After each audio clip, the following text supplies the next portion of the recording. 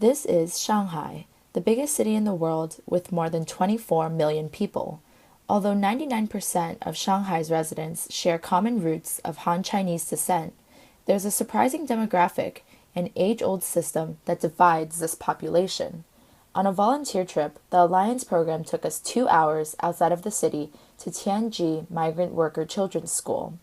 Nestled beside open farmland and tens of strawberry fields is this school for children of hukou-less families. I didn't know what a hukou was before this trip. The hukou system is a household registration system granted by birth or marriage that classifies citizens as either urban or rural status. According to a 2010 census, more than 39% of Shanghai's residents are long-term migrants from outside provinces and rural areas. Without a city hukou, these migrant families are excluded from most public services, including state education. Working cheap labor in the city and as farmers selling their produce, these families cannot afford to pay the private school tuition either. Luckily, there are a few schools like Tianjie where volunteers and college students are welcome to teach and play with these children.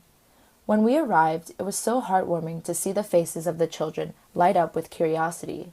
We gathered up in a big circle in the yard, played a few rounds of duck, duck, goose, and later broke into smaller groups to play. My friend and I were paired with the rowdiest boys in the school, where we played a few rounds of Chinese card games. The boys laughed at our accents, but still respected us and even called us 老师 or teacher. Other children were making paper snowflakes and art, reading books, and one very shy boy even shared his really cool toy with me. It was intricately made from colorful plastic gear pieces. I was so impressed by how symmetrical and elaborate the model was.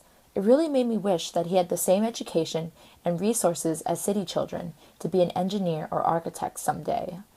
Although from appearances you could see that these kids were wearing worn out and dirtier clothes than most city kids, inside they were just as playful and bright. When the play day was over, parents and relatives came on motorbikes to pick up the children. This experience really opened my eyes to one of China's most controversial social policies, and made me wonder if there were also other systematic errors in developing or developed countries. I began researching the undocumented students in America, who are also children of migrant workers or fled from Mexico or Latin America. In America, too, there is legal uncertainty regarding the future of these children, such as the DREAM Act. Overall, I am really thankful for this trip because I became more and more aware of education policy and the need for reform. As a U.S. citizen and now a college student, I feel really lucky to have not been in these harder circumstances.